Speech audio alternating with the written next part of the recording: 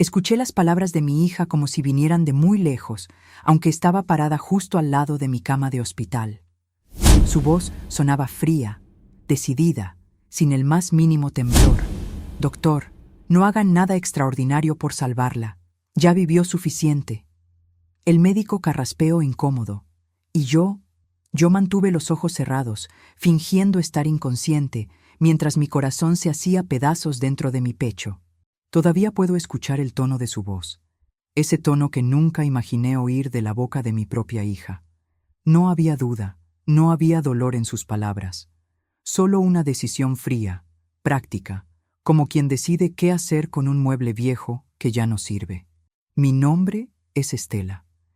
Tengo 68 años, y durante toda mi vida creí que el amor de madre era inquebrantable, eterno, correspondido.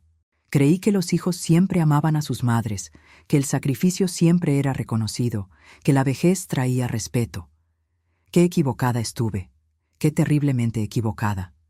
Pero para que entiendas cómo llegué a ese momento, tendida en una cama de hospital, escuchando a mi hija firmar mi sentencia de muerte, tengo que llevarte atrás en el tiempo. Tengo que contarte toda la historia. Y te advierto desde ahora, mi querida amiga que me escuchas, que esta historia duele. Duele como solo puede doler la traición de quien más amaste en el mundo.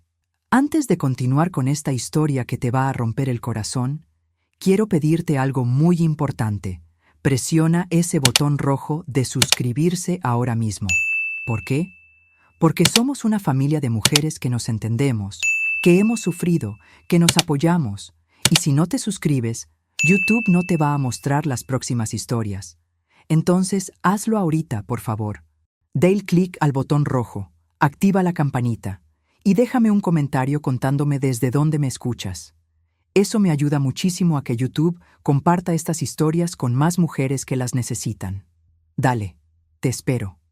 Suscríbete ahorita que lo estás pensando, porque si no lo haces ahora, te vas a olvidar. Gracias, mi amor. Ahora sí, volvamos a la historia. Todo comenzó hace más de 40 años, cuando mi hija Gabriela nació. Recuerdo el sonido de su primer llanto, ese llanto fuerte y sano que llenó la sala de parto. Es una niña hermosa, me dijo la enfermera mientras me la ponía en los brazos. Y era hermosa, con sus ojitos cerrados y sus manitas apretadas en puños.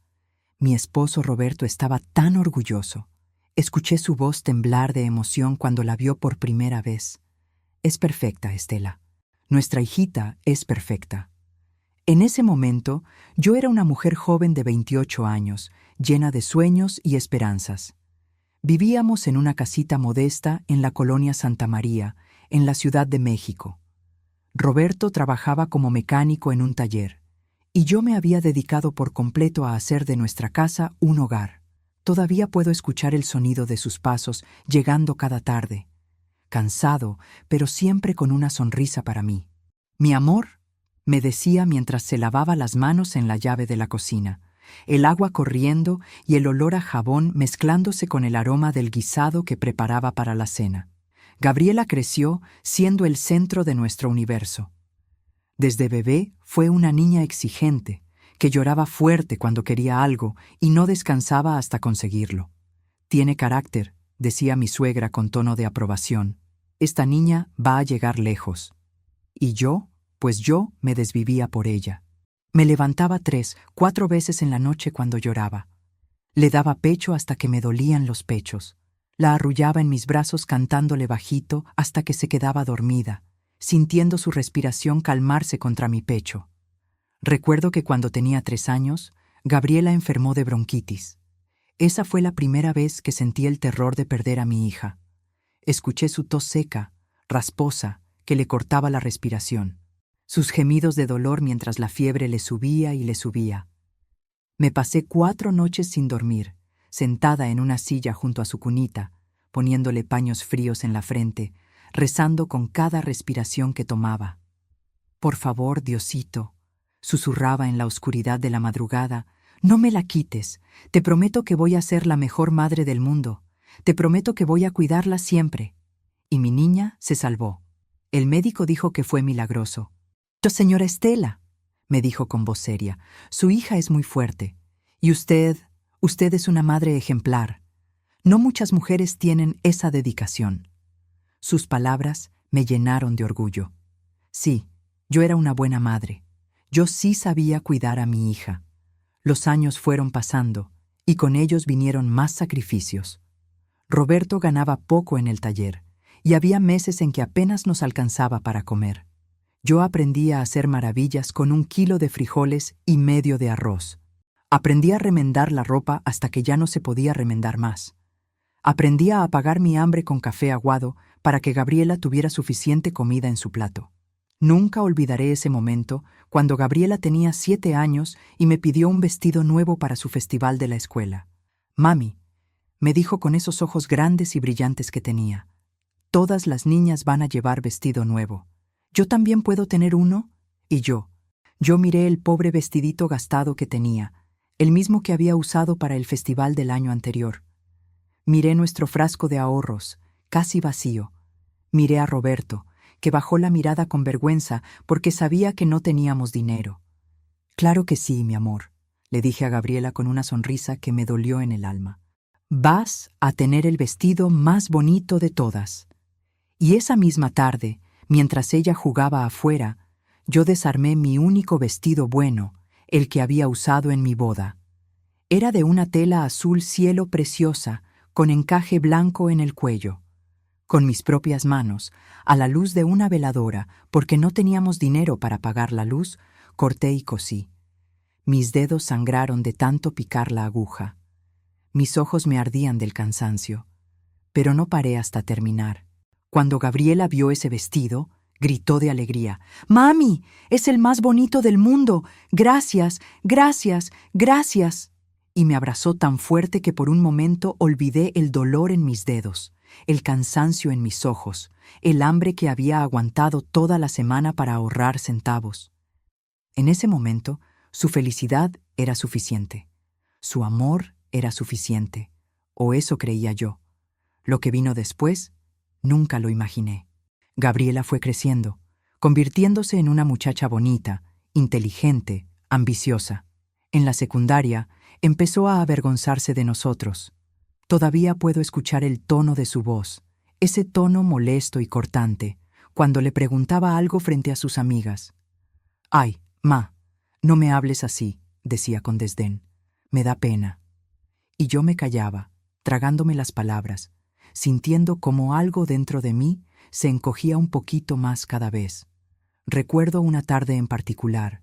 Gabriela había invitado a una compañera de la escuela a hacer tarea en casa. Yo estaba en la cocina, preparando agua de Jamaica, cuando escuché sus voces desde la sala. «Tu casa es pequeña», dijo la amiga con tono de sorpresa. Y entonces escuché la respuesta de mi hija, clara como el agua. «Sí, es que mis papás no tienen mucho, pero yo no voy a ser como ellos. Yo voy a estudiar, voy a salir de aquí, voy a tener una vida diferente». Sus palabras me atravesaron como cuchillos.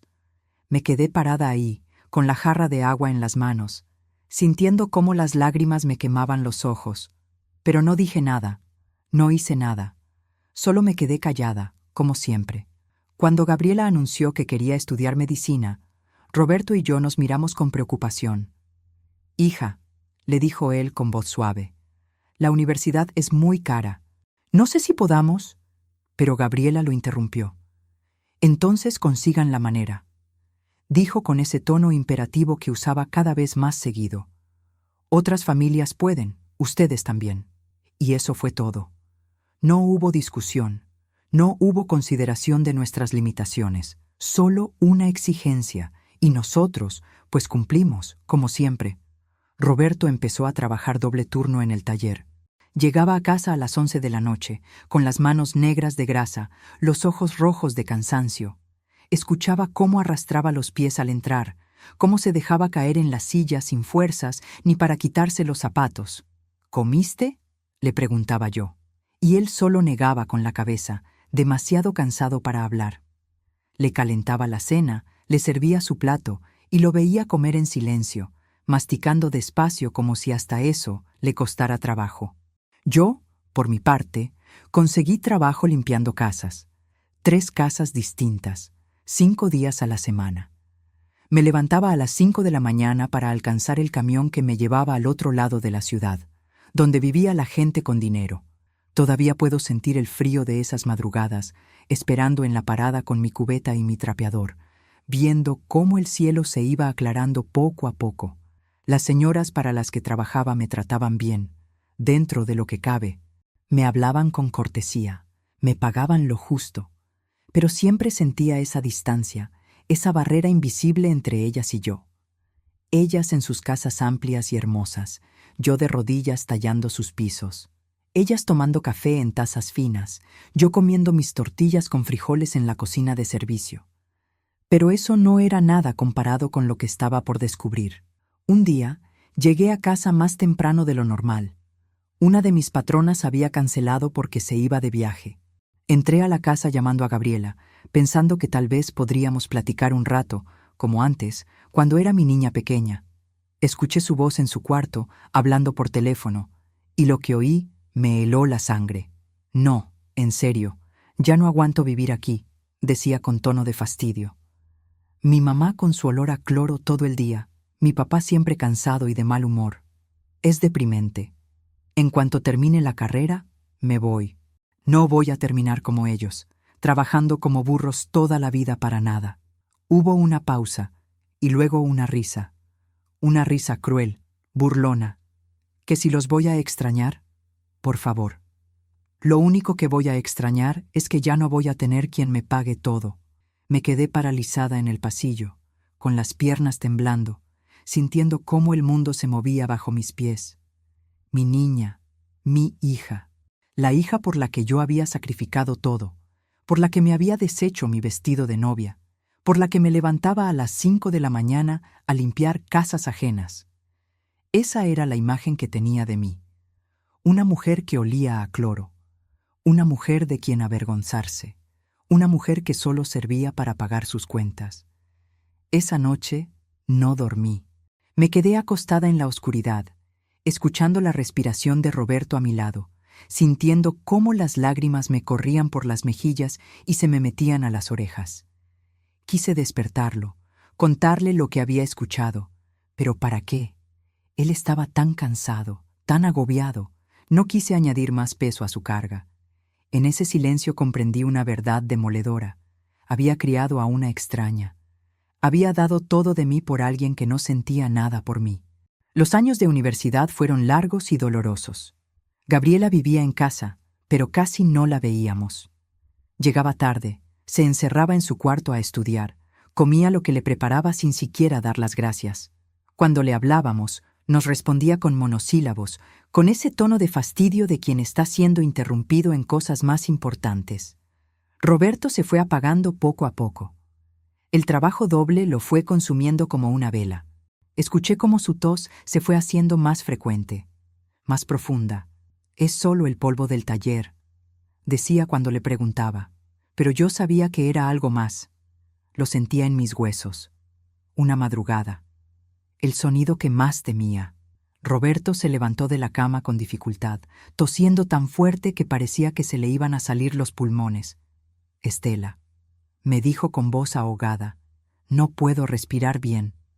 Llamé a Gabriela, que ya estaba en su último año de medicina. «Hija, tu papá está mal. ¿Qué hago?»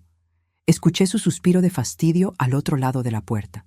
«Llévalo al hospital del seguro. Yo tengo examen mañana temprano. No puedo ir». La llevamos al hospital en un taxi que nos costó lo que teníamos guardado para la comida de la semana. Roberto fue ingresado de emergencia. «Neumonía severa», dijeron los doctores. Complicada por años de no cuidarse, de no dormir suficiente, de trabajar más de lo que el cuerpo aguanta. Durante las 3 semanas que Roberto estuvo hospitalizado, yo fui todos los días a visitarlo. Me sentaba en una silla de plástico junto a su cama, escuchando el sonido de su respiración trabajosa, viendo cómo las máquinas pitaban y zumbaban a su alrededor. Le tomaba la mano, le acariciaba el pelo canoso, le hablaba bajito contándole cosas de la casa, aunque él estuviera dormido. «Ya sabes cómo es el compadre Jorge, siempre con sus chistes malos», le decía. «Doña Carmen preguntó por ti. Dice que le hace falta tu ayuda con su carro. Palabras simples, cotidianas, tratando de mantenerlo conectado con la vida, con nosotros. Gabriela fue a verlo exactamente 2 veces en esas 3 semanas. 2 veces. Llegaba, se quedaba 10 minutos, revisaba su expediente médico con cara de profesional, le daba palmaditas en el hombro a Roberto como quien consuela a un paciente cualquiera y se iba. Tengo que estudiar, ma. Esto es importante para mi futuro. Roberto se dio cuenta. Aunque estaba débil, aunque apenas podía hablar, se dio cuenta. Un día me agarró la mano con fuerza y me miró con esos ojos cansados. Estela, me dijo con voz ronca, nuestra hija no nos quiere. Y mi voz se quebró al recordar cómo le respondí, mintiendo con toda el alma. No digas eso, amor. Claro que nos quiere, solo está ocupada. Ya verás que cuando se gradúe, todo va a cambiar. Pero eso no era nada comparado con lo que estaba por descubrir. Roberto salió del hospital, pero nunca volvió a ser el mismo. Quedó débil, cansado, con esa tos que nunca se le quitó del todo.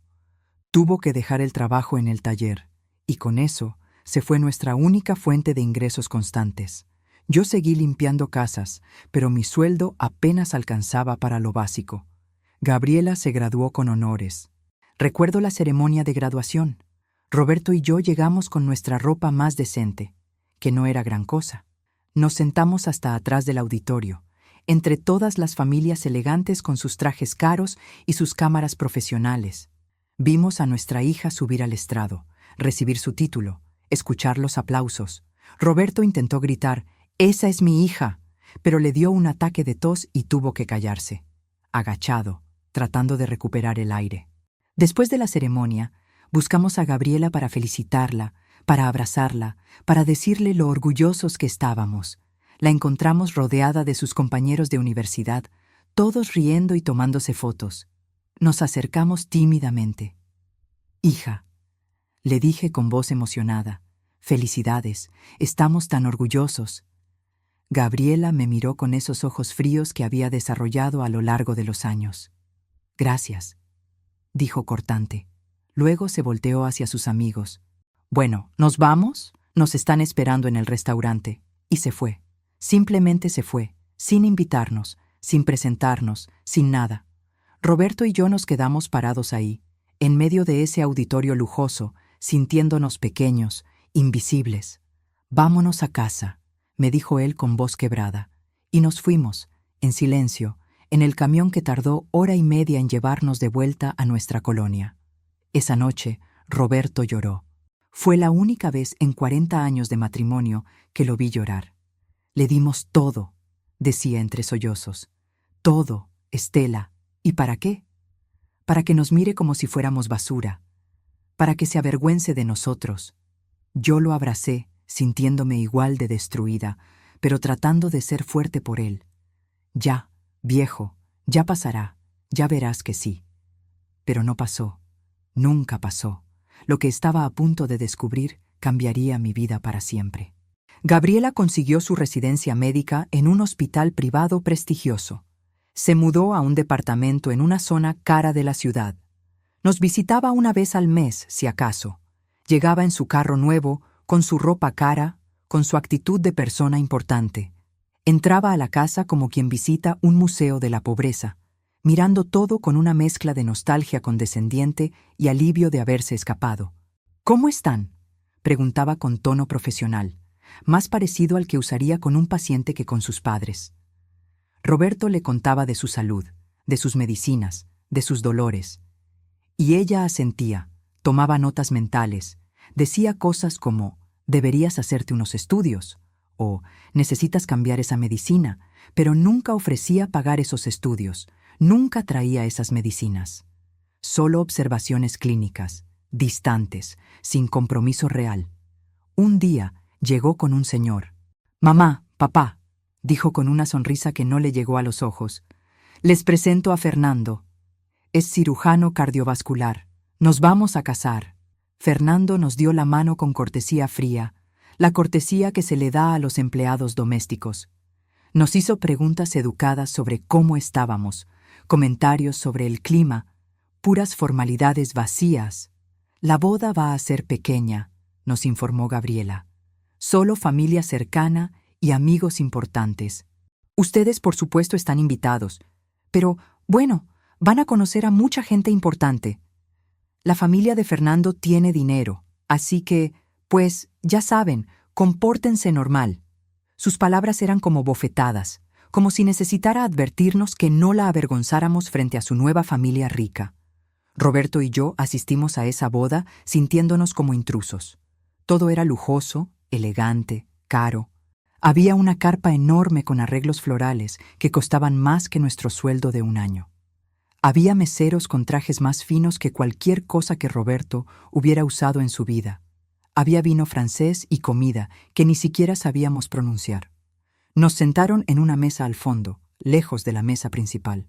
Nos presentaron como los padres de la novia, pero las personas que nos hablaron lo hicieron con esa simpatía forzada, esa amabilidad incómoda que se le tiene a quien no pertenece. Escuché los murmullos, las miradas. Pobrecitos. Oí que decía una señora a otra: se nota que Gabriela viene de abajo. Qué bueno que se casó bien. La familia de Fernando nos trató con condescendencia apenas disimulada. La mamá de él, una señora elegantísima con joyas que brillaban más que las luces de la fiesta, se acercó a Roberto. Debe estar muy orgulloso de su hija, le dijo con tono dulzón.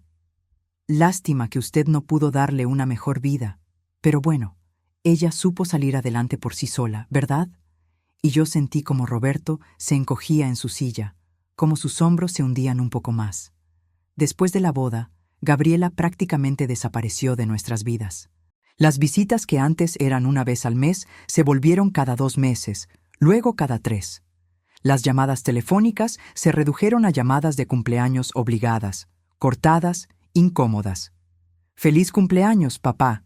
Perdón que no pueda ir a verte. Tengo mucho trabajo. Te mando un abrazo. Cuídate». Clic.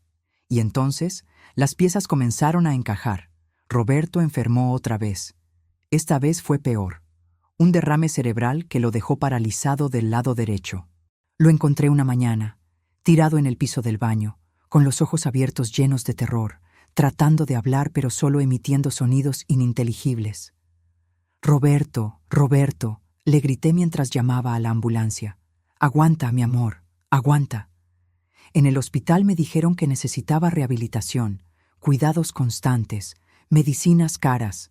¿Tienes seguro?, me preguntó la trabajadora social. Negué con la cabeza, sintiendo la vergüenza quemarme las mejillas. ¿Familiares que puedan ayudar económicamente? Y ahí fue cuando llamé a Gabriela. «Hija», le dije con voz temblorosa, «tu papá está muy grave. Necesita tratamientos que yo no puedo pagar. Por favor». Hubo un silencio del otro lado de la línea, largo, pesado, lleno de cálculos que podía sentir a través del teléfono. «Mamá», dijo finalmente con tono cansado, «yo no tengo dinero para eso. Acabo de comprar una casa. Tengo mis propios gastos. Además, ya sabemos que papá nunca se cuidó. Esto era de esperarse». Sus palabras me dejaron sin aire. «Gabriela, es tu papá, el hombre que trabajó doble turno durante años para pagarte la universidad. Por favor». Y entonces su respuesta, fría como el hielo. Y yo nunca le pedí que hiciera eso. Esa fue su decisión. Yo no le debo nada. Colgó, así de simple. Y yo me quedé ahí, en ese pasillo del hospital que olía a desinfectante, con el teléfono en la mano, sintiendo cómo algo dentro de mí se moría para siempre. Roberto pasó 3 meses en ese hospital. Yo conseguí más trabajo, limpié más casas, pedí dinero prestado a vecinos, empeñé todo lo que teníamos de valor. Me quedaba a dormir en una silla junto a su cama, escuchando los pitidos de las máquinas, viéndolo luchar por cada movimiento, por cada palabra. Y él me miraba con esos ojos tristes, esos ojos que decían todo lo que su boca ya no podía decir. Gabriela nunca fue a visitarlo, ni una sola vez en esos 3 meses. Cuando Roberto murió, fue un martes gris de noviembre. Yo estaba sosteniendo su mano cuando sentí cómo se fue quedando fría.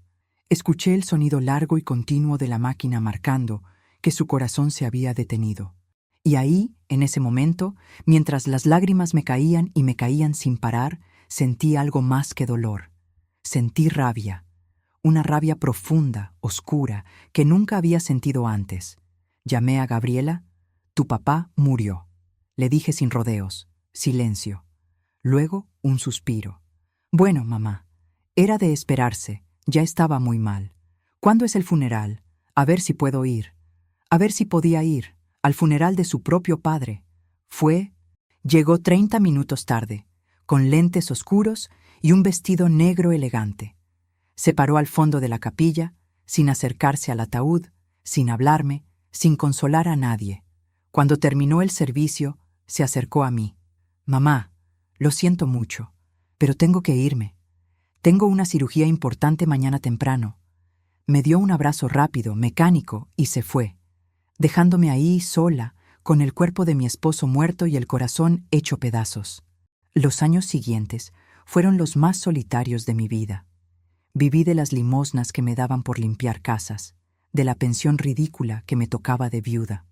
Gabriela llamaba 2 o 3 veces al año, conversaciones de 5 minutos donde me preguntaba cómo estaba y luego se despedía con prisas.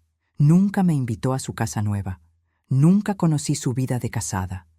Nunca supe nada de ella más allá de lo que veía en las fotos que publicaba en Internet, donde aparecía sonriente en vacaciones caras, en restaurantes lujosos, en fiestas elegantes. Yo me fui haciendo vieja, sola, olvidada. Mis manos se llenaron de arrugas y manchas. Mis rodillas me empezaron a doler tanto que a veces no podía ni levantarme. Mi vista se fue poniendo borrosa, pero seguí trabajando porque ¿qué más me quedaba? La soledad de mi casa vacía era insoportable. Espera un momentito. Si todavía no te has suscrito al canal, hazlo ahora.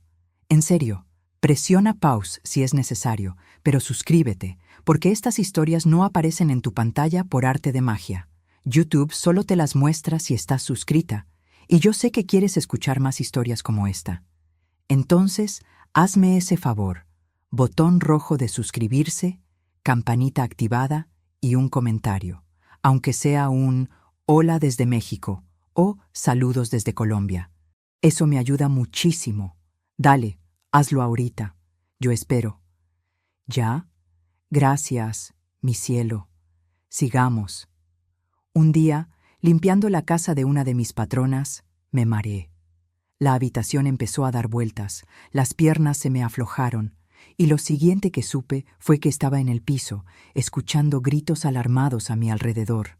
«Llamen una ambulancia, la señora se desmayó». Desperté en un hospital. Una doctora joven me explicó que había tenido una crisis de presión y deshidratación severa. «¿Cuánto tiempo lleva sin comer bien?», me preguntó con tono preocupado. Y yo no supe qué responder. ¿Cuánto tiempo llevaba comprando solo lo más barato, saltándome comidas para ahorrar dinero? ¿Cuánto tiempo llevaba priorizando pagar la renta y la luz sobre alimentarme decentemente? ¿Tiene familiares?, preguntó la doctora. Una hija, respondí con voz débil. Pero está ocupada, no quiero molestarla. La doctora frunció el ceño. Señora, usted necesita que alguien la cuide. No puede seguir viviendo sola en estas condiciones. Esa doctora fue quien llamó a Gabriela, quien le explicó la situación, quien le dijo que su madre de 68 años estaba desnutrida, débil, al borde del colapso total. ¿Y sabes qué? Gabriela fue, no por amor, no por preocupación. Fue porque la doctora prácticamente la obligó, amenazándola con reportarla por abandono de familiar. Entró a mi cuarto de hospital con la misma actitud profesional de siempre. «Hola, mamá», dijo mientras revisaba mi expediente. «¿Cómo te sientes?», como si fuera una paciente cualquiera, como si no fuera la mujer que la había parido, que la había criado, que se había deshecho su vestido de novia para que ella tuviera uno nuevo. «Ya estoy mejor», le respondí. Y era verdad. Los sueros y la comida del hospital me habían devuelto algo de fuerzas. Gabriela asintió. «Qué bueno. Mira, mamá, ya hablé con los doctores. Te van a dar de alta pasado mañana. Arreglé para que te vaya a recoger un primo de Fernando. ¿Y sobre tu situación?». Hizo una pausa, eligiendo sus palabras con cuidado. «Creo que deberías dejar de trabajar. Ya estás muy grande. Busca un asilo o algo así. Hay lugares del gobierno que aceptan personas de bajos recursos». Un asilo. Me estaba sugiriendo que me fuera a un asilo. Gabriela, le dije sintiendo cómo las lágrimas me quemaban los ojos. Soy tu mamá, tu única familia. No puedes, no podrías. No terminé la frase. No hacía falta. Ambas sabíamos lo que estaba preguntando. Si podía irme a vivir con ella. Si podía cuidarme. Si podía darme un espacio en esa casa grande que había comprado con el dinero que nunca quiso gastar en cuidar a su padre. Gabriela suspiró. Ese suspiro que ya conocía tan bien, ese suspiro de fastidio, de molestia. Mamá, no, yo tengo mi vida, mi esposo, mi casa, mi trabajo. No puedo dedicarme a cuidarte. Además, tú y yo nunca hemos sido muy cercanas. Sería incómodo para todos. Y entonces agregó como si fuera un consuelo, pero te puedo ayudar a buscar un buen asilo, con atención médica y todo. Nunca hemos sido muy cercanas.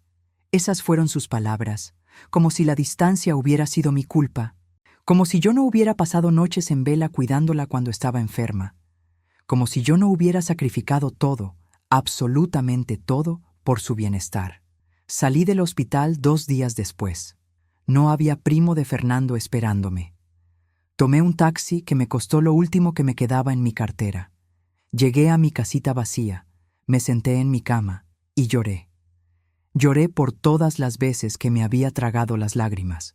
Lloré por Roberto, que se había ido sin ver a su hija arrepentida. Lloré por mí, por la tonta que había creído que el amor de madre era eterno, que siempre regresaba, que nunca se olvidaba. Jamás sospeché que detrás de todo aquello. Pero la vida, como siempre, tenía más golpes guardados para mí. 3 meses después de salir del hospital, empecé a sentirme mal otra vez. Dolores en el pecho, dificultad para respirar, cansancio extremo. Al principio lo ignoré. Total. ¿Para qué ir al doctor si no tenía dinero para tratamientos? Pero el dolor se fue haciendo peor y peor.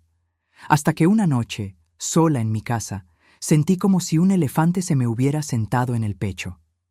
Alcancé el teléfono con manos temblorosas y llamé a emergencias. Por favor, susurré con el poco aire que me quedaba. Ayúdenme. Y entonces todo se puso negro. Desperté en terapia intensiva. Había tenido un infarto. Fue severo. Me dijo el cardiólogo con cara seria. Necesita cirugía, urgente. Es una operación riesgosa, especialmente a su edad y en su condición. Pero sin ella... Lo siento, señora, pero no le queda mucho tiempo. Le pedí que llamara a Gabriela. Necesitaba decirle que la amaba, que la perdonaba por todo, que si me moría quería que supiera que nunca, ni un solo día de mi vida, dejé de amarla con todo mi corazón. Gabriela llegó, y con ella llegó su esposo Fernando. Entraron a mi cuarto de terapia intensiva con esas batas azules que te dan para visitar pacientes graves. Y ahí fue cuando escuché al cardiólogo explicarles la situación. Su mamá necesita cirugía de bypass. Es compleja, costosa, y dada su edad y estado general de salud, tiene un porcentaje de éxito del 60% más o menos. Escuché a Fernando hablar entonces. Su voz sonaba profesional, médica, distante. Doctor, hablando médicamente, ¿cuál es el pronóstico real? Sin endulzar las cosas. El doctor carraspeó. Bueno, aún con cirugía. Es una mujer de 68 años con múltiples condiciones. Desnutrición crónica, hipertensión no controlada, antecedentes de crisis previas. En el mejor escenario, si sobrevive la cirugía, tendrá años de tratamientos, rehabilitación, cuidados constantes. Y entonces fue cuando lo escuché. El momento que partió mi vida en dos. El momento que aún ahora, contándotelo, me hace sentir ese mismo dolor insoportable en el pecho. Fernando le dijo algo en voz baja a Gabriela. No alcancé a oír qué, pero sí escuché la respuesta de mi hija, clara, fría, definitiva. Doctor, dijo Gabriela con voz calmada, profesional, como si estuviera discutiendo el caso de un paciente cualquiera y no de su propia madre. Queremos hablar sobre las opciones de tratamiento paliativo en lugar de la cirugía. El doctor pareció sorprendido. ¿Cuidados paliativos? Pero señorita, su madre todavía tiene posibilidades reales de recuperación con la cirugía. Entiendo. lo interrumpió Gabriela. Pero también entiendo que es una cirugía riesgosa, costosa y con un pronóstico incierto. Mi madre ha vivido una vida larga. No queremos que sufra más con tratamientos invasivos que tal vez ni siquiera funcionen. Lo mejor es dejarla descansar en paz. Dejarla descansar en paz. Como si ya estuviera muerta. Como si mi vida ya no valiera la pena salvarla. El doctor se quedó callado un momento. Luego dijo: «Esto es una decisión muy seria. ¿Está segura? ¿Ha hablado con su mamá sobre lo que ella quiere?». Y ahí fue cuando escuché las palabras que me mataron mucho antes de que mi corazón dejara de latir. «Doctor», dijo Gabriela con ese tono de autoridad que había perfeccionado a lo largo de los años, «mi madre no está en condiciones de tomar decisiones racionales. Está asustada, débil, no entiende realmente lo que implica todo esto. Como su única familiar viva y siendo yo médica, estoy tomando la decisión más compasiva. No hagan nada extraordinario por salvarla. Ya vivió suficiente, ya vivió suficiente». Esas 3 palabras quedaron flotando en el aire de esa habitación fría de hospital. El doctor intentó protestar. «Pero señorita, legalmente», Gabriela lo interrumpió otra vez. «Legalmente, como único familiar directo, tengo el derecho de tomar esta decisión. Y la estoy tomando. Cuidados paliativos. Que esté cómoda, nada más». Escuché sus pasos alejándose. Escuché al doctor suspirar con resignación, y entonces abrí los ojos. El doctor me estaba mirando. Nuestras miradas se encontraron, y él supo que yo había escuchado todo, que había estado consciente durante toda esa conversación, que había oído a mi propia hija sentenciarme a muerte. «Señora Estela», me dijo con voz suave, llena de pena, «lo siento tanto», y salió del cuarto, dejándome sola con mi dolor. Me quedé ahí, en esa cama, con todas esas máquinas conectadas a mi cuerpo, sintiendo cómo las lágrimas me corrían por las sienes y se me perdían en el pelo. Mi hija, mi única hija, la niña que había nacido de mi cuerpo, que había mamado de mi pecho, que había dormido en mis brazos, la niña por la que había sacrificado mi vestido de novia, mi comida, mi sueño, mi salud, mi vida entera. Esa niña había crecido y se había convertido en esto, en alguien capaz de firmar mi sentencia de muerte sin un temblor en la voz. Ese fue el momento en que mi mundo se derrumbó por completo. Esa noche fue la más larga de mi vida. Cada vez que cerraba los ojos, escuchaba su voz. Ya vivió suficiente, una y otra vez, como un disco rayado que no podía apagar. Pensé en Roberto, en cómo habría reaccionado si hubiera sabido que la hija por la que trabajó hasta enfermarse, hasta morirse, era capaz de esto. Y me alegré de que ya no estuviera aquí para verlo, de que se hubiera ahorrado este dolor final. Pensé en mi vida, en todos esos años de sacrificio, de trabajo, de amor incondicional, de darme sin esperar nada a cambio. Y me pregunté, ¿para qué? ¿Para qué había valido todo eso? ¿Para terminar así? ¿Sola en una cama de hospital, abandonada por la única persona que debería haberme amado?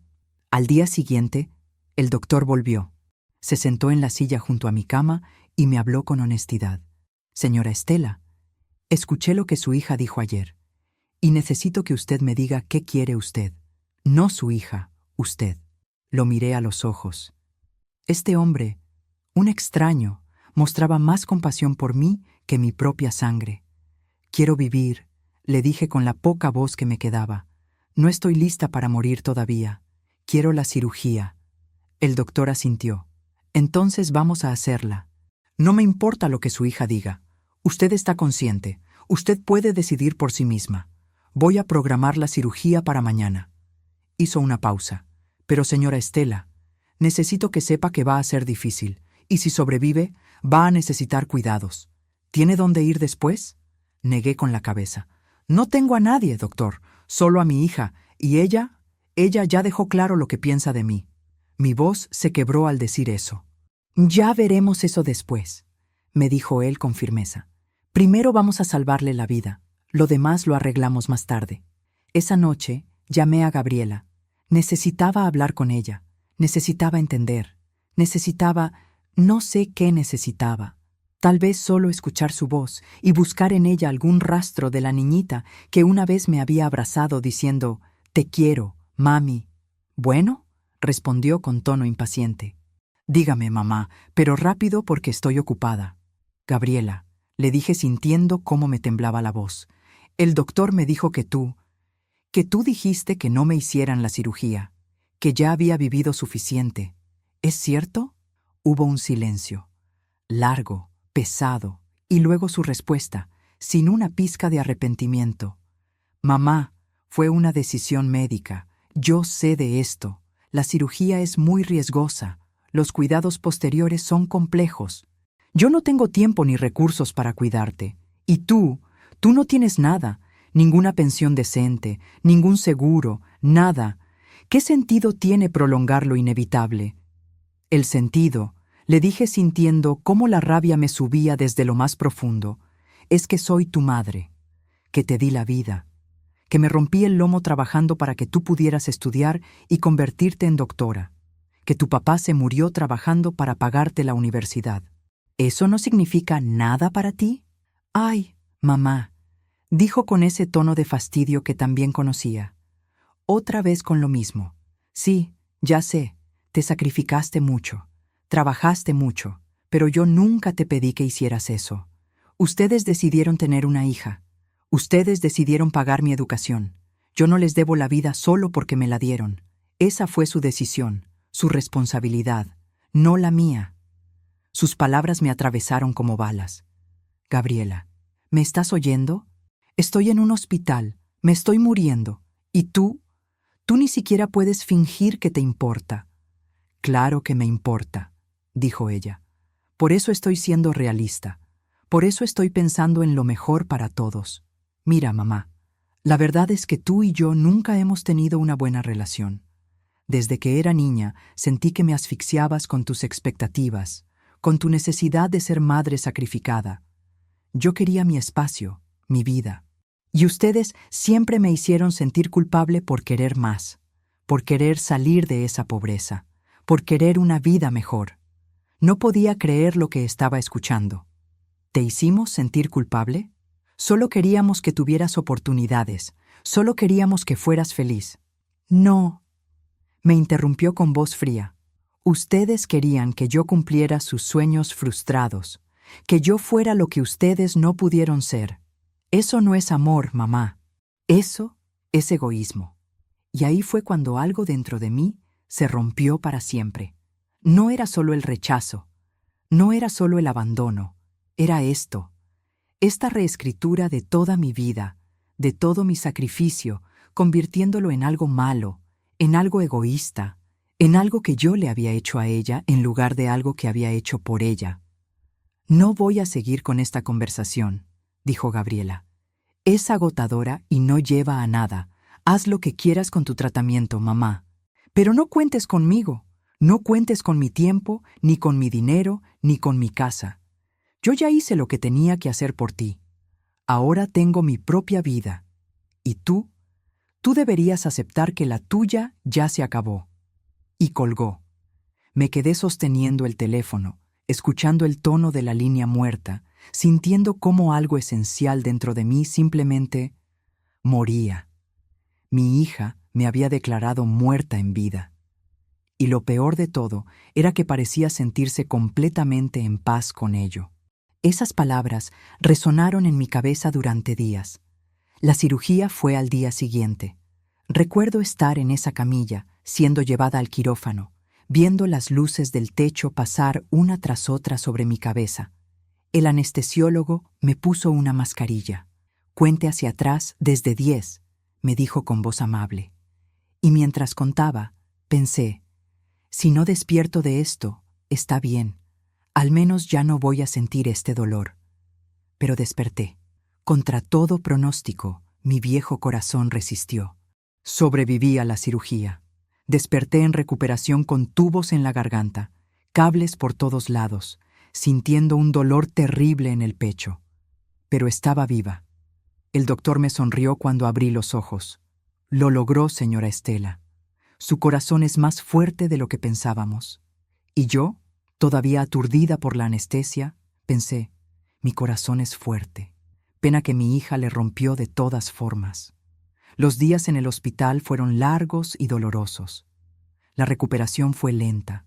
Cada respiración me dolía, cada movimiento era un esfuerzo. Pero lo peor no era el dolor físico, era despertar cada mañana y mirar la puerta, esperando que tal vez, solo tal vez, Gabriela apareciera, que viniera a verme, que me tomara la mano, que me dijera, perdóname, mamá, me equivoqué. Pero nunca llegó. Las enfermeras me trataban con una ternura especial. Creo que sabían mi historia. Una de ellas, una muchacha joven llamada Lupita, me cuidaba con especial cariño. Mi abuelita también está solita, me dijo un día mientras me ayudaba a comer. Yo la visito todos los días después del trabajo. No entiendo cómo hay hijos que abandonan a sus padres. No lo entiendo. Yo tampoco, le respondí con lágrimas en los ojos. Yo tampoco, mi niña. Pasaron 3 semanas. El doctor me dio de alta. Está bien para irse a casa, me dijo. Pero va a necesitar ayuda. Alguien que esté pendiente de usted, que la ayude con las medicinas, con las citas de seguimiento, con la comida. ¿Tiene quién? Negué con la cabeza, y él suspiró. Déjeme ver qué puedo hacer. Lo que hizo fue conseguirme un lugar en un programa de gobierno para adultos mayores solos. Me asignaron una trabajadora social que me visitaba 2 veces por semana. Me dieron una despensa mensual. Me consiguieron un subsidio para pagar las medicinas. No era mucho, pero era algo. Era más de lo que mi propia hija había hecho por mí.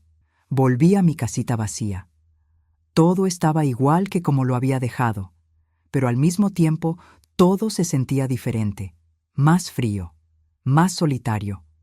Caminé por esas habitaciones donde había criado a mi hija, donde había vivido con Roberto, donde había conocido momentos felices que ahora parecían pertenecer a otra vida, a otra persona. Me senté en mi silla favorita, esa que Roberto me había regalado en nuestro 10º aniversario. Miré las paredes llenas de fotos, Gabriela de bebé, Gabriela en su primer día de escuela, Gabriela en su graduación, Roberto y yo en nuestra boda. Toda una vida capturada en marcos baratos. Y ahí fue cuando todo cobró sentido. No había sido mi culpa. Nada de esto había sido mi culpa. Yo había sido una buena madre. Una madre que amó, que se sacrificó, que dio todo sin pedir nada a cambio. El problema no era mi amor. El problema era que Gabriela nunca había aprendido a amar de vuelta, que había confundido el sacrificio con obligación, que había crecido sintiendo que todo lo que le dábamos era su derecho, su merecido, no un regalo nacido del amor más puro. Y esa comprensión, aunque dolorosa, me liberó de alguna forma. Dejé de preguntarme qué había hecho mal. Dejé de flagelarme buscando el momento exacto en que perdí a mi hija. Porque la verdad era que tal vez nunca la había tenido realmente. Tal vez desde el principio, Gabriela había sido alguien incapaz de ver más allá de sí misma. Los meses pasaron. Me recuperé lentamente. Mi corazón seguía latiendo, día tras día, contra todo pronóstico. Lupita, la enfermera que me había cuidado en el hospital, venía a visitarme cuando podía. Me traía tamales que hacía su mamá, me platicaba de su vida, me hacía sentir menos sola. Usted es como mi abuelita, me decía. La quiero mucho, señora Estela, y yo la quería a ella también. A esta extraña que mostraba más amor por mí que mi propia sangre. Un día, 6 meses después de la cirugía, sonó el teléfono. Era un número desconocido. Contesté con cautela. «Bueno, señora Estela». Era una voz de hombre, joven, profesional. «Habla el licenciado Morales. Soy abogado de su hija Gabriela. La llamo porque ella quiere hablar con usted sobre un asunto legal importante». Mi corazón se aceleró. ¿Legal? ¿Qué podía hacer? ¿Está bien mi hija?, pregunté con preocupación automática. Ese instinto maternal que ni siquiera el dolor había podido matar. Sí, ella está bien, pero necesita que firme unos papeles. ¿Podría venir a mi oficina mañana a las 10 de la mañana? Fui. Por supuesto que fui. A pesar de todo, a pesar del dolor y el abandono, Seguía siendo mi hija. Y alguna parte idiota de mí todavía esperaba, no sé qué, que me pidiera perdón, que me explicara, que me dijera que me extrañaba. La oficina del abogado estaba en una zona elegante de la ciudad. Llegué en camión, sintiéndome fuera de lugar entre todos esos edificios modernos y gente bien vestida. La recepcionista me hizo pasar a una sala de juntas. Y ahí estaba Gabriela.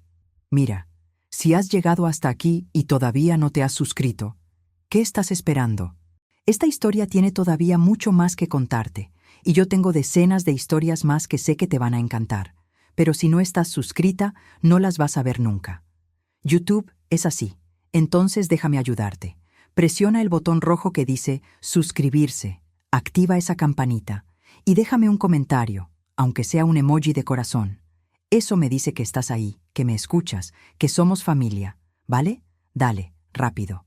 Te toma 2 segundos y me ayudas un montón. Gracias, mi amor. Ahora sí, vamos a la parte más fuerte de esta historia. Se veía bien, mejor que nunca, de hecho. Su ropa era cara, su peinado impecable, su maquillaje perfecto. Me miró sin levantarse, sin abrazarme, sin siquiera sonreír. «Hola, mamá, siéntate». Me senté, sintiendo mis piernas temblar. El abogado abrió una carpeta. «Señora Estela, su hija me ha pedido que prepare unos documentos de renuncia de derechos hereditarios». No entendí. «¿Perdón?». Gabriela suspiró, como si le cansara tener que explicarme. «Mamá, Fernando y yo estamos comprando una propiedad muy grande, una inversión importante, y resulta que, legalmente, si tú mueres sin testamento, como mi única heredera, yo podría tener problemas con las deudas que dejes. Entonces, necesito que firmes estos papeles, renunciando a cualquier derecho que pudiera tener sobre tu persona o tus bienes. Es solo un trámite legal para protegerme a mí». Me quedé mirándola, tratando de procesar lo que estaba oyendo. «¿Qué deudas, Gabriela? No tengo nada, ni bienes, ni deudas, solo una casita vieja que ya casi se cae». «Precisamente», dijo ella, «esa casa podría generar problemas. Si mueres y resulta que debe prediales o algo, técnicamente yo podría ser responsable. Entonces, con estos papeles, renuncio formalmente a cualquier herencia de tu parte. Y tú quedas libre de cualquier obligación legal hacia mí, libre de cualquier obligación legal hacia ella. Como si nuestra relación pudiera reducirse a una obligación legal. No entiendo para qué necesitas esto», le dije con voz temblorosa. «Yo no tengo nada que dejarte, y aunque tuviera, después de todo, ¿por qué querrías algo mío?» «No es personal, mamá», dijo ella con ese tono profesional que odiaba tanto. «Es solo negocios, protección legal. Nada más». El abogado me pasó los papeles. «Aquí, señora. Solo necesito que firme en las líneas marcadas». Tomé los papeles con manos temblorosas. Los miré sin realmente leer. Mi mente estaba en otro lado. Estaba pensando en esa niñita de 7 años con su vestido azul, hecho de mi vestido de novia. Estaba pensando en Roberto trabajando doble turno hasta enfermarse. Estaba pensando en todas esas mañanas levantándome a las 5 para limpiar casas ajenas. Y estaba pensando en esto, en que todo, absolutamente todo, terminaba en esta oficina fría, firmando papeles para que mi hija pudiera borrarme legalmente de su vida. Pero la verdad más dolorosa aún estaba por llegar. «¿Y si no firmo?», pregunté de repente. Gabriela me miró con impaciencia. «Mamá, no seas difícil. Es solo un papel. No significa nada». «No», dije sintiendo cómo algo dentro de mí se endurecía. «No es solo un papel. Es tú diciéndome, otra vez, que no me quieres en tu vida, ni viva ni muerta, que ni siquiera quieres el riesgo de tener que lidiar con mi casita vieja cuando me muera». «Mamá, estás siendo dramática». «No», la interrumpí, alzando la voz por primera vez en años. «No voy a ser dramática. Voy a ser honesta. Algo que tú nunca has sido conmigo. ¿Sabes qué, Gabriela? Tienes razón. Debería firmar esto. Debería liberarte de cualquier obligación hacia mí. Porque la verdad es que tú ya te liberaste hace años. Cuando dejaste de visitarnos, cuando dejaste morir a tu papá solo, cuando me dijiste a los doctores que me dejaran morir porque ya había vivido suficiente. Gabriela palideció. El abogado nos miraba incómodo. Señoras, tal vez deberíamos... No, lo interrumpí. Déjeme terminar. Necesito decir esto. Miré a Gabriela directo a los ojos. Sí, voy a firmar tus papeles, pero quiero que sepas algo. Que el día que me muera, y ese día va a llegar tarde o temprano, vas a estar sola en este mundo, porque vas a darte cuenta de que el dinero, las propiedades, la posición social, nada de eso te va a amar, nada de eso te va a cuidar cuando estés vieja y enferma, nada de eso te va a tomar la mano cuando tengas miedo. Mamá, voy a firmar, continué, porque quiero que seas libre, libre de mí, libre de cualquier culpa, libre de cualquier obligación. Pero también quiero que sepas que yo soy libre de ti, que a partir de hoy tú ya no tienes madre, no porque esté muerta, sino porque yo decido que se acabó. Se acabó esperar tu amor, se acabó esperar que cambies, se acabó todo. Firmé los papeles. Cada firma dolió como un cuchillo en el corazón, pero también sentí algo más, algo parecido a la liberación. Estaba cortando la cuerda que me había mantenido atada a la esperanza de que algún día Gabriela volvería a ser mi hija. Me levanté para irme. Gabriela se quedó sentada con la cara pálida, sin hablar. En la puerta me detuve. Espero que seas feliz, Gabriela. De verdad, espero que toda esta vida que construiste valga la pena. Espero que cuando seas vieja y mires atrás, no te arrepientas, porque yo no me arrepiento de haberte amado. Me arrepiento de no haberme amado más a mí misma. Salí de esa oficina y caminé hacia la parada del camión. El sol brillaba fuerte. La gente pasaba apresurada a mi lado, y yo me sentí más ligera que en años, como si finalmente hubiera dejado caer un peso que llevaba cargando desde hace décadas. Lo que descubrí esa noche cambió todo lo que creía saber. Llegué a casa y me senté en mi silla. Miré las fotos en las paredes, y por primera vez en mi vida las miré sin nostalgia, sin dolor. Solo las vi como lo que eran. Recuerdos de una vida que ya no existía, de personas que ya no eran las mismas. Lentamente fui descolgando cada foto, una por una. Las puse en una caja. No las tiré. No podía hacerlo. Pero tampoco podía seguir viéndolas todos los días, recordándome lo que había perdido. Cuando terminé, las paredes quedaron vacías, blancas, limpias, listas para algo nuevo. Y esa noche, por primera vez en meses, dormí bien, profundo, sin pesadillas, sin despertarme llorando, como si mi cuerpo finalmente hubiera aceptado lo que mi mente ya sabía, que Gabriela se había ido, que no volvería y que estaba bien. Los días se convirtieron en semanas, las semanas en meses. Seguí con mi vida, que no era gran cosa, pero era mía. Lupita seguía visitándome. Hice amistad con doña Carmen, mi vecina, que también estaba sola. Nos juntábamos a tomar café y a platicar de la vida. Ella también tenía hijos que la habían abandonado. Es la maldición de nuestra generación, me decía. Nos sacrificamos tanto que los hijos crecieron creyendo que se lo merecían todo. Y tal vez tenía razón. Tal vez habíamos amado tanto que olvidamos enseñarles a amar de vuelta. Un año después de aquella reunión en la oficina del abogado, recibí una llamada. Era de un hospital. «Señora Estela, soy la enfermera Rodríguez del Hospital Ángeles. Su hija Gabriela fue ingresada. Tuvo un accidente de coche. Está estable, pero nos pidió que le llamáramos». Mi corazón se detuvo. Gabriela, mi hija, herida, y me estaba llamando. «¿Está grave?», pregunté con voz temblorosa. «No, afortunadamente, tiene fracturas en el brazo y la pierna, pero va a estar bien. Lo que pasa es que va a necesitar cuidados durante su recuperación y, bueno, nos dijo que usted es su única familia. Su única familia. Después de todo, después de los papeles que firmé, de las palabras que nos dijimos, yo seguía siendo su única familia. Voy para allá», dije. Tomé el camión hacia el hospital. Durante todo el trayecto, mi mente fue un torbellino de emociones. Rabia, dolor, pero también preocupación. porque a pesar de todo, a pesar de lo que me había hecho, seguía siendo mi hija. Y el amor de madre, ese amor terrible y hermoso, no se apaga así como así. Llegué al hospital. Me dirigieron a su habitación. Toqué la puerta suavemente antes de entrar.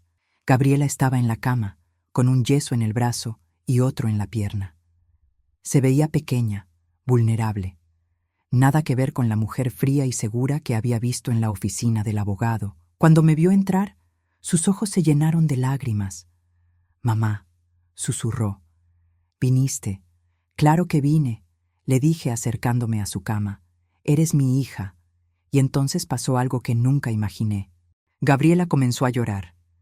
No un llanto delicado, sino un llanto profundo, desgarrador, como si algo dentro de ella finalmente se hubiera roto. «Lo siento», decía entre sollozos. «Lo siento tanto, mamá. Lo siento por todo». Me senté en la silla junto a su cama.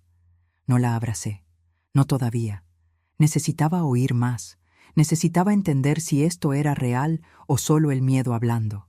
«El accidente», continuó con voz quebrada, «fue mi culpa. Iba manejando distraída, pensando en mi vida, en todo. Y de repente una camioneta se me cerró y perdí el control. En esos segundos, cuando el coche estaba girando, cuando pensé que iba a morir, ¿sabes en qué pensé?» La miré sin responder. «Pensé en ti, mamá. Pensé en cómo te traté. Pensé en todas las veces que te hice sentir poca cosa. Pensé en papá, en cómo lo dejé morir solo. Y pensé que si moría en ese momento, me iría sabiendo que fui una hija terrible. La peor hija del mundo». Sus palabras sonaban sinceras, pero yo había aprendido a proteger mi corazón. «¿Y Fernando?», pregunté. «¿Dónde está él?». Gabriela bajó la mirada. «Fernando no está. Hace 3 meses me pidió el divorcio. Conoció a alguien más joven, más disponible. Dijo que yo pasaba demasiado tiempo trabajando, que nunca estaba disponible emocionalmente, que era fría. Lo que vino después, nunca lo imaginé. ¿Y sabes qué es lo peor, mamá?». Que tenía razón. Soy fría. Soy incapaz de conectar emocionalmente con la gente. Y no sé en qué momento me convertí en esto. En esta persona que... Se le quebró la voz. En esta persona que es exactamente lo que siempre critiqué. Superficial, materialista, sola. Suspiró profundo antes de continuar. Cuando el hospital llamó a Fernando para avisarle del accidente, ¿sabes qué dijo? Que ya no era su problema, que llamaran a mi familia. Y entonces me di cuenta de que no tengo a nadie más. A nadie. Todos los amigos que creía tener eran en realidad contactos profesionales. La familia de Fernando me dio la espalda en cuanto supieron del divorcio. Y yo te alejé a ti, a la única persona que realmente me amó sin condiciones. Las lágrimas me quemaban los ojos, pero las contuve. ¿Por qué, Gabriela? ¿Por qué nos trataste así? ¿A mí? ¿A tu papá? ¿Qué te hicimos para merecer tanto desprecio? Ella negó con la cabeza, llorando más fuerte. Nada, no hicieron nada malo, todo lo contrario. Fueron los mejores padres que alguien podría tener. El problema fui yo. Desde chica me sentí diferente, como si no perteneciera a ese mundo de pobreza y limitaciones. Y en lugar de agradecer todo lo que ustedes hacían por mí, me resentí. Me resentí por vivir en una casa pequeña. Me resentí porque mis compañeras tenían cosas que yo no tenía. Me resentí por todo. Pero eso no explica, empecé a decir. Lo sé, me interrumpió. No lo explica, pero es la verdad. Conforme fui creciendo, ese resentimiento se convirtió en vergüenza. Me avergonzaba de ustedes, de la casa, de la ropa, de todo. Y cuando por fin pude salir de ahí, cuando tuve mi título y mi trabajo y mi dinero, lo único que quería era olvidar. Olvidar de dónde venía. Olvidar la pobreza. Y para olvidar eso, tenía que olvidarlos a ustedes también. Sus palabras eran como puñaladas, pero al menos eran honestas. Al menos ahora entendía. Y cuando papá se enfermó, continuó, fue más fácil ignorarlo que enfrentar la culpa. Porque si lo visitaba, si lo ayudaba, tenía que admitir que lo había abandonado. Tenía que admitir que era una mala hija. Entonces preferí no hacer nada. Preferí dejarlo morir solo antes que enfrentar lo que eso decía de mí. Cerró los ojos, las lágrimas corriendo por sus mejillas. Y cuando tú llegaste al hospital, cuando escuché que necesitabas esa cirugía cara, lo primero que pensé fue en el dinero, en cómo eso iba a afectar mis planes, mis ahorros, y Fernando. Fernando me convenció de que era mejor dejarte ir. Ya vivió su vida, me dijo. Ya es vieja. ¿Para qué prolongar su sufrimiento? Y yo le creí porque quería creerle, porque era más fácil que enfrentar que estaba eligiendo el dinero sobre mi propia madre. En ese instante comprendí que nada volvería a ser igual. La miré ahí, rota, vulnerable, finalmente siendo honesta. Y sentí, no sé qué sentí. Era una mezcla de dolor, rabia, pena, pero también algo más. Algo como comprensión. No justificación, nunca justificación, pero comprensión. «Mamá», dijo Gabriela con voz suplicante, «sé que no tengo derecho a pedirte nada. Sé que te lastimé de maneras imperdonables. Sé que dejé morir a papá sin darle el amor que merecía. Sé todo eso. Pero, ¿crees que algún día puedas perdonarme?» La pregunta quedó flotando en el aire. Esa pregunta que había esperado oír durante años. Ese arrepentimiento que creí que nunca llegaría. «No lo sé», le respondí con honestidad brutal. «No sé si puedo perdonarte, Gabriela. No ahora, tal vez nunca. El daño que me hiciste fue demasiado profundo. Oírte decirle a ese doctor que ya había vivido suficiente, eso me mató de una forma que ni siquiera la muerte física podría». «Lo sé», lloró, «lo sé y lo siento tanto». Pero y continué, «eres mi hija, y a pesar de todo, una parte de mí todavía te ama. Esa parte de mí que te sostuvo cuando eras bebé, que veló tus sueños, que rezó por tu salud, esa parte nunca se fue. Aunque quisiera, no podría apagarla». Gabriela me miró con esperanza en los ojos. Entonces voy a quedarme contigo mientras te recuperas», le dije. «Voy a cuidarte porque eso es lo que las madres hacen. Pero no te voy a mentir diciendo que todo está bien. No está bien. Y tal vez nunca vuelva a estarlo. Tal vez lo mejor que podamos lograr es una paz incómoda, una relación cordial. Tal vez eso sea suficiente. Es más de lo que merezco», susurró ella. «Sí», le dije sin suavizar, «es más de lo que mereces». Las siguientes semanas fueron extrañas. Me quedé en el departamento de Gabriela, cuidándola mientras se recuperaba. Era irónico, ¿no? Ella había rechazado cuidarme a mí, y ahora yo estaba ahí, limpiando sus heridas, ayudándola a bañarse, cocinándole, dándole sus medicinas. Al principio conversábamos poco. Yo hacía mis tareas de cuidadora con eficiencia, pero sin calidez. Gabriela me agradecía en voz baja, sin atreverse a pedir más. Pero lentamente, muy lentamente, comenzamos a hablar. Conversaciones pequeñas al principio, sobre el clima, sobre la comida, sobre la televisión, y luego, poco a poco, sobre cosas más profundas. Una noche, mientras le preparaba el té que tomaba antes de dormir, Gabriela me preguntó, ¿cómo era yo cuando era bebé? La pregunta me tomó por sorpresa. Miré su cara y vi en ella un hambre de conexión, de historia, de conocerse a sí misma a través de mi memoria. Me senté en la silla junto a su cama. «Eras hermosa», le dije suavemente. «Pequeñita, con mucho pelo negro. Llorabas fuerte, muy fuerte. Tu papá decía que tenías pulmones de cantante de ópera». Gabriela sonrió débilmente. «¿Y papá? ¿Cómo era él contigo? Antes de... ya sabes». «¿Tu papá?», dije sintiendo cómo la nostalgia me apretaba el pecho. Era el hombre más bueno que conocí en mi vida. Trabajador, honesto, amoroso. Cada centavo que ganaba lo traía a casa. Nunca tomó, nunca nos levantó la voz. Solo trabajaba y nos amaba, así de simple. «Y yo lo dejé morir solo», dijo Gabriela con voz quebrada. «Sí», respondí. No había forma suave de decirlo. «Lo dejaste morir solo. Y eso es algo con lo que vas a tener que vivir el resto de tu vida». Gabriela lloró entonces, y esta vez, después de un momento de duda, me acerqué y le tomé la mano. No la abracé. No le dije que todo estaba bien. Solo le sostuve la mano mientras lloraba por el padre que había perdido, no por la muerte, sino por su propia elección. Todavía me duele recordar lo que escuché después. Conforme pasaban los días, Gabriela fue abriéndose más. Me contó sobre su matrimonio, sobre cómo Fernando la había ido alejando emocionalmente, haciéndola sentir que nunca era suficiente. Me contó sobre la presión en su trabajo, sobre cómo tenía que ser perfecta todo el tiempo, sin mostrar debilidad. Me contó sobre su soledad, sobre cómo llegaba a esa casa grande y vacía y se sentía como yo me debía haber sentido en mi casita, sola, olvidada, invisible. Me convertí en lo que más temía, me dijo una tarde. Me convertí en alguien que tiene todo y nada a la vez. Dinero, pero no amor. Éxito, pero no felicidad. Posición, pero no propósito. Y mientras la escuchaba, sentí algo inesperado.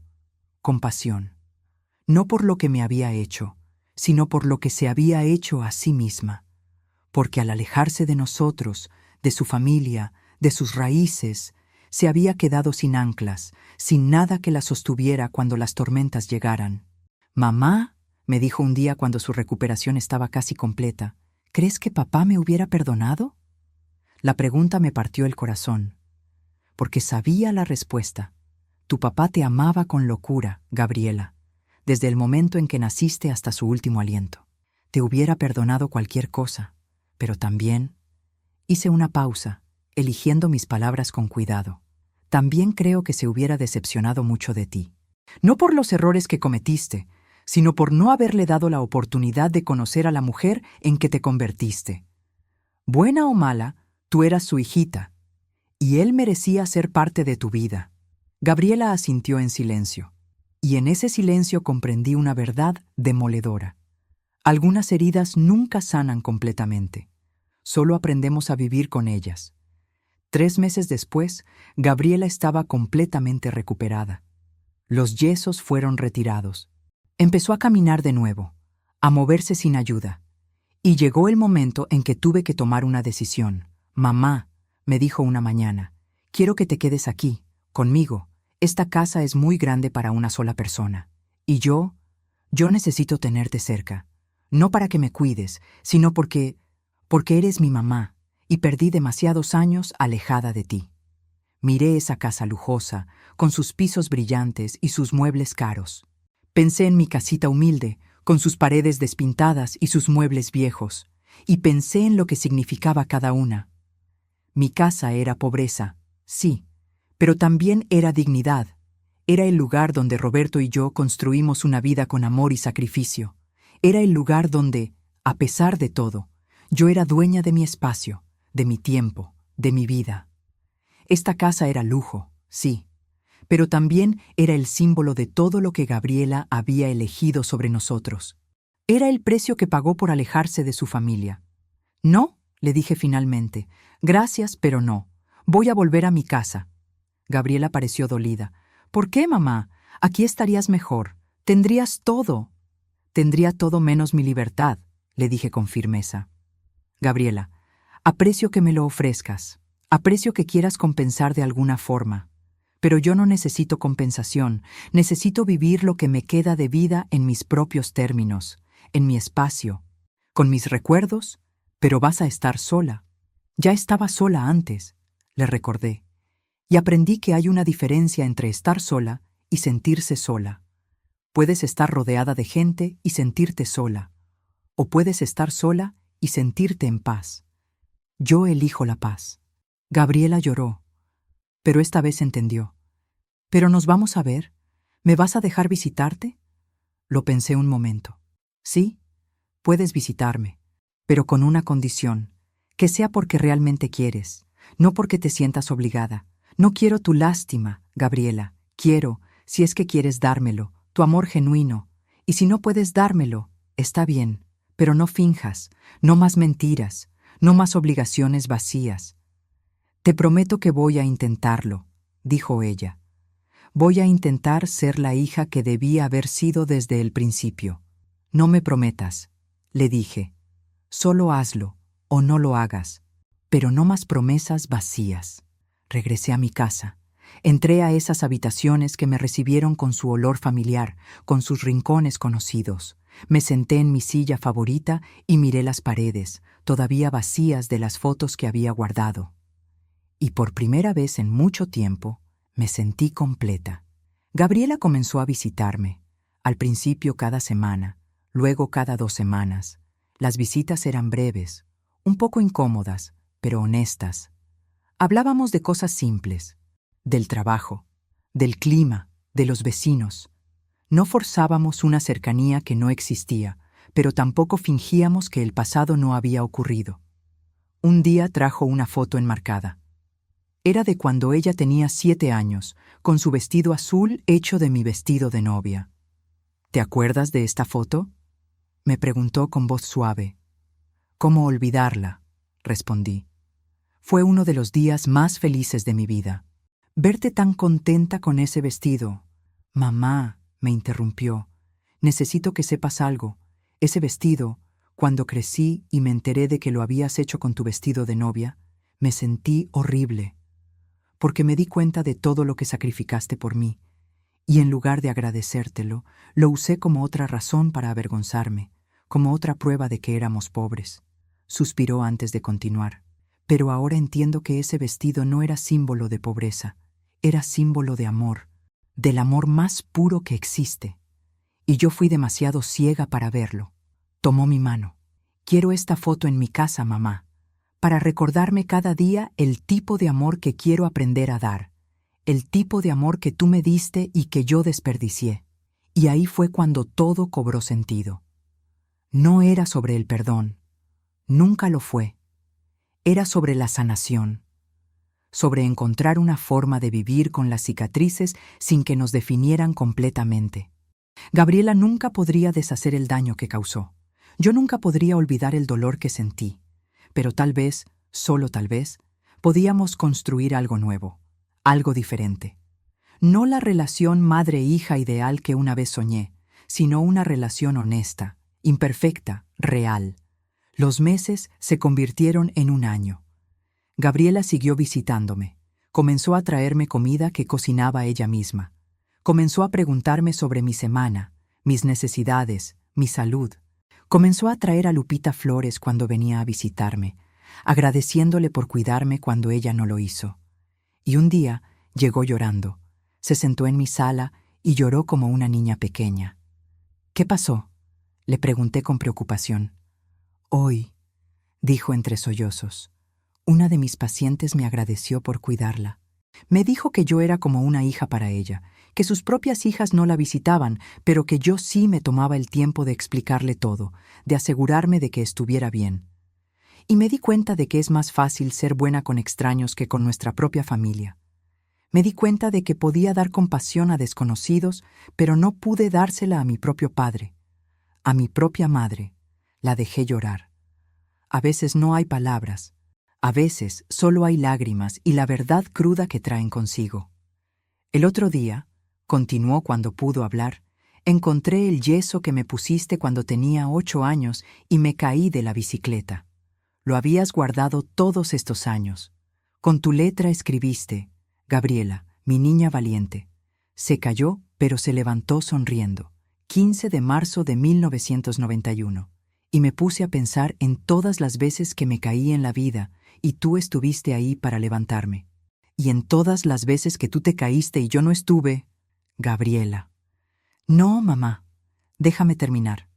Necesito decir esto. He estado yendo a terapia, intentando entender por qué me convertí en esta persona tan fría, tan desconectada. Y la terapeuta me dijo algo que me rompió. Me dijo que tal vez estaba tan enfocada en escapar de la pobreza que olvidé valorar la riqueza que sí tenía. La riqueza de tener padres que me amaban, de tener un hogar, aunque fuera humilde, de tener raíces, aunque quisiera negarlas. Se secó las lágrimas. Y me di cuenta de que pasé toda mi vida huyendo de la pobreza, de mis orígenes, de mis emociones. Pero uno no puede huir de sí mismo. Y ahora estoy aquí, con todo lo material que siempre quise, pero sintiéndome más pobre que nunca. Tomó aire profundo. Mamá, sé que no puedo deshacer el pasado. Sé que no puedo devolverle la vida a papá, ni devolverle a ti los años de soledad que te causé. Pero quiero intentar ser mejor. Quiero aprender a amar como tú amaste, desinteresadamente, incondicionalmente, aunque duela. La miré y vi algo que no había visto antes. Vulnerabilidad genuina, no manipulación, no busca de absolución fácil, solo un ser humano roto intentando recomponerse. Está bien que no sea fácil, le dije suavemente. El amor verdadero nunca es fácil. Duele, exige, transforma. Tu papá y yo te amamos así. Y te voy a ser honesta, Gabriela. Ese amor casi me destruye. Pero no me arrepiento, porque amar profundamente, aunque no sea correspondido, es mejor que no amar nunca. Antes de que termine esta historia, necesito que hagas algo por mí. Si esta historia te tocó el corazón, si te identificaste aunque sea un poquito, necesito que te suscribas al canal. No mañana, no después, ahora. Porque hay miles de mujeres que necesitan escuchar estas historias, y tú puedes ayudarme a que lleguen a ellas con solo presionar ese botón rojo. Suscríbete, activa la campanita, y déjame en los comentarios. ¿Alguna vez te sentiste invisible para quienes más amaste? Quiero leerte, quiero saber de ti. Somos una comunidad, una familia. Entonces dale, suscríbete ahora y cuéntame tu historia. Te leo y te respondo, lo prometo. Pasó otro año. Gabriela se divorció formalmente de Fernando. Vendió su casa grande y compró un departamento más pequeño, más acogedor. No necesito tanto espacio, me dijo. Era solo para impresionar a gente que no me importaba. Comenzó un trabajo diferente también. Dejó el hospital privado y comenzó a trabajar en una clínica comunitaria, atendiendo a gente de bajos recursos. Como nosotros éramos, me dijo. Como tú todavía eres. Quiero ayudar a gente que realmente lo necesita, no a quien puede pagar. La vi cambiar. Lentamente, dolorosamente, pero cambiar al fin. Y aunque nunca volvimos a tener la relación que una vez soñé, construimos algo diferente, algo más real. Un día me llevó a visitar la tumba de Roberto. No habíamos ido juntas nunca. Yo iba cada semana, pero siempre sola. Gabriela se arrodilló frente a la lápida y habló. «Papá», dijo con voz quebrada, «sé que ya es tarde. Sé que no puedes oírme, pero necesito decirte que lo siento. Siento no haber estado ahí cuando me necesitaste. Siento haber sido tan egoísta, tan ciega. Trabajaste toda tu vida por mí, y yo ni siquiera te di las gracias. Te dejé morir solo. Y eso es algo con lo que voy a cargar el resto de mi vida». Lloró ahí, en el pasto, con las manos sobre la lápida. «Pero quiero que sepas que estoy intentando ser mejor. Estoy intentando honrar tu sacrificio siendo una mejor persona, una mejor hija. Aunque sea tarde, aunque ya no estés aquí para verlo». Se volteó hacia mí. «Mamá, ¿crees que papá me hubiera perdonado?» Miré la tumba de mi esposo, recordando sus ojos amables, su corazón generoso. «Tu papá», le dije con certeza, «te perdonó desde el momento en que naciste y hasta su último aliento. Ese era tu papá, un hombre incapaz de guardar rencor, especialmente a ti. Su único arrepentimiento no fue que lo lastimaras, sino que no pudo arreglarlo, que no pudo hacer que lo amaras como él te amaba». Gabriela sollozó más fuerte. Y ahí, junto a la tumba de Roberto, las dos lloramos. Por él, por nosotras, por todo el tiempo perdido, por todas las palabras no dichas, por todo el amor que existió pero nunca fue expresado correctamente. Ahora tengo 70 años. Mi corazón, ese corazón que los doctores dijeron que no iba a resistir, sigue latiendo, fuerte, constante, como si se negara a darse por vencido. Gabriela me visita 3 veces por semana ahora. Cocina para mí, me lleva a mis citas médicas, me cuenta de su día. Y yo le cuento del mío. Hablamos de Roberto, recordamos historias, lloramos juntas, reímos juntas. No es la relación perfecta. Todavía hay momentos incómodos. Todavía hay silencios cargados de historia. Todavía hay heridas que duelen cuando las rozamos sin querer. Pero es real, es honesta. Y eso descubrí. Vale más que la perfección. El otro día me trajo un regalo, un cuadro. Cuando lo abrí, me quedé sin palabras. Era una foto de Roberto y mío el día de nuestra boda, pero había sido restaurada, coloreada, enmarcada hermosamente. La encontré guardada entre tus cosas, me explicó Gabriela, y pensé que merecía estar en un lugar de honor. La colgó en mi sala, y cuando la miramos juntas, dijo: «Esos eran ustedes, jóvenes que enamorados, llenos de esperanza, no tenían nada material, pero lo tenían todo. Y yo fui demasiado tonta para verlo hasta que perdí a papá y casi te pierdo a ti».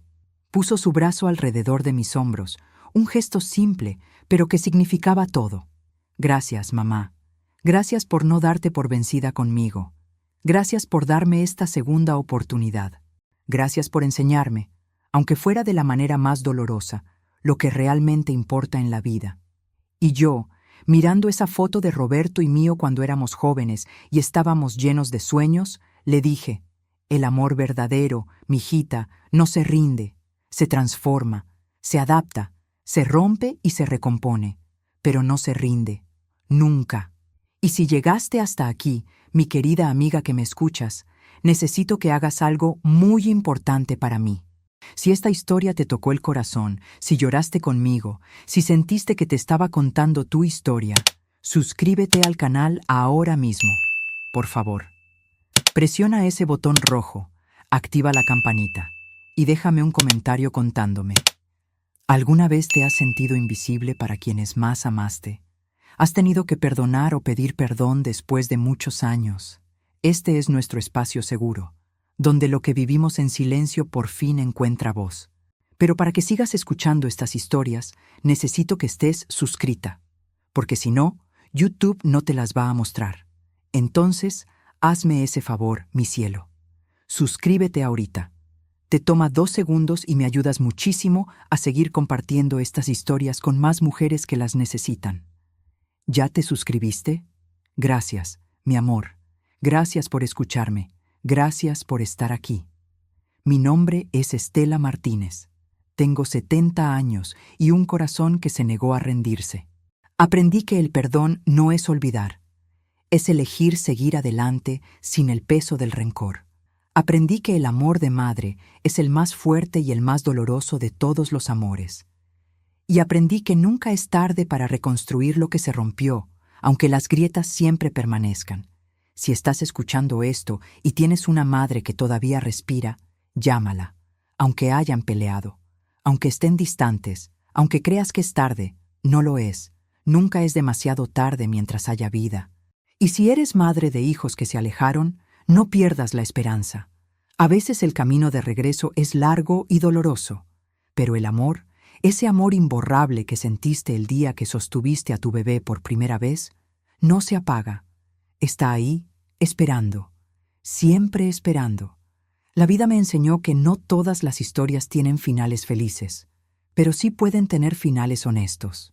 Finales donde elegimos la paz sobre la perfección, donde elegimos el amor imperfecto sobre la soledad perfecta. Roberto, mi amor, donde quiera que estés, espero que puedas ver que nuestra hija está intentando ser mejor, que está aprendiendo a amar, que tu sacrificio no fue en vano, y yo te sigo amando como el primer día. Tu recuerdo vive en cada latido de este corazón terco que se negó a dejar de luchar. A ti que me escuchas, gracias por permitirme compartir mi historia. Gracias por tu compañía en estas 2 horas. Espero que encuentres en mis palabras algo de consuelo, de comprensión, de esperanza. Porque todas nosotras, cada mujer que ha amado y sufrido en silencio, merecemos saber que no estamos solas, que nuestra voz importa, que nuestro dolor es válido y que nunca, nunca es tarde para sanar. Con todo mi corazón y todas mis cicatrices, me despido de ti, que Dios te bendiga, que encuentres paz y que nunca olvides cuánto vales. Fin.